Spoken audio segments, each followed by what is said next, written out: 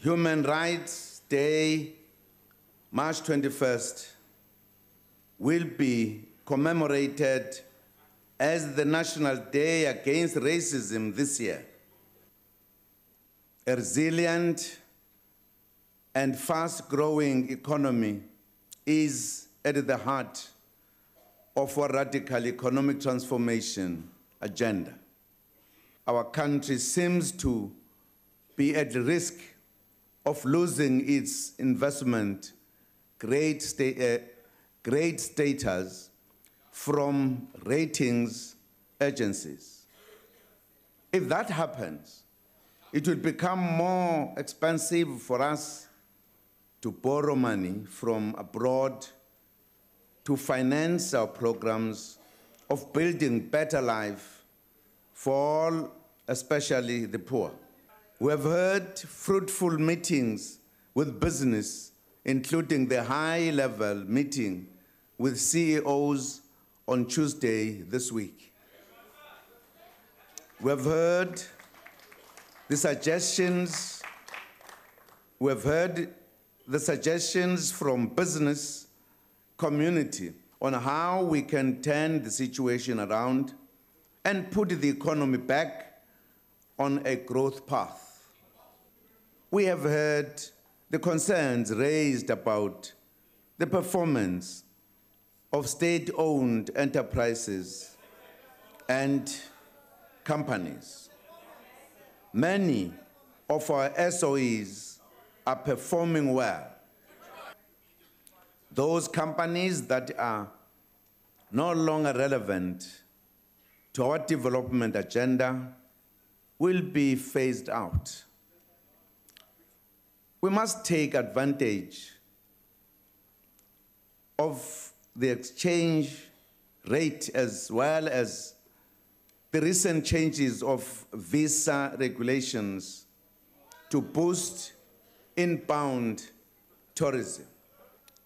Our migration policy must also make it possible to import scarce skills.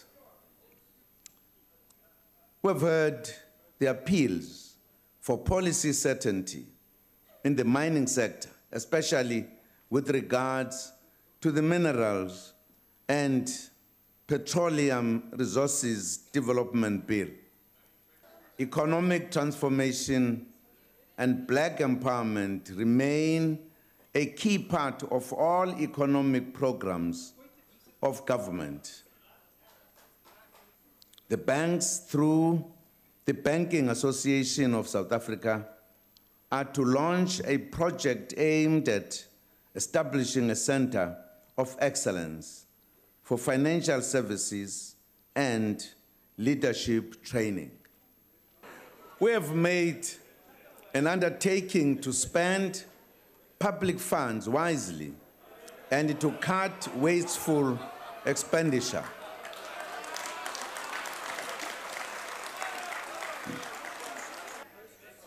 Overseas trips will be curtailed, and those requesting permission will have to motivate strongly.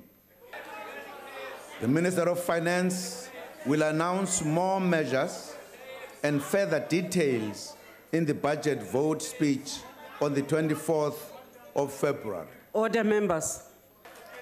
Compatriots, a big expenditure item that we would like to persuade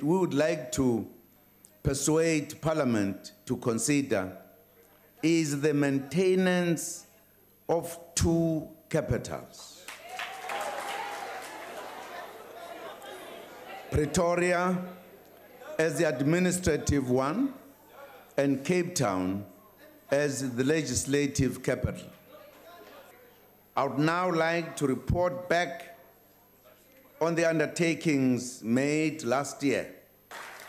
Progress has been made to stabilize the electricity supply. There has been no load shedding since August last year. Let me emphasize that we will only procure nuclear on a scale and pace that our country can afford. Indeed, the progress made in manufacturing has certainly demonstrated that the incentive programs are effective and attractive to investors.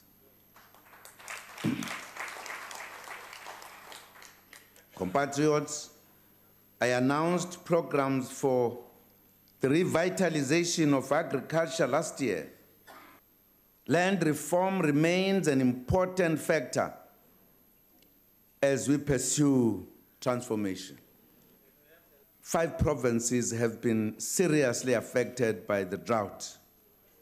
On improving labor relations, we welcome the agreement reached by social partners at NEDLAC on the principle of a national minimum wage.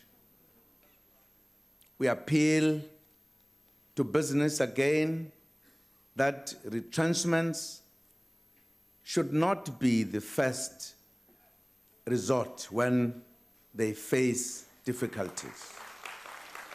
Government has responded to the financial shortfall arising from the 0% university fee increase.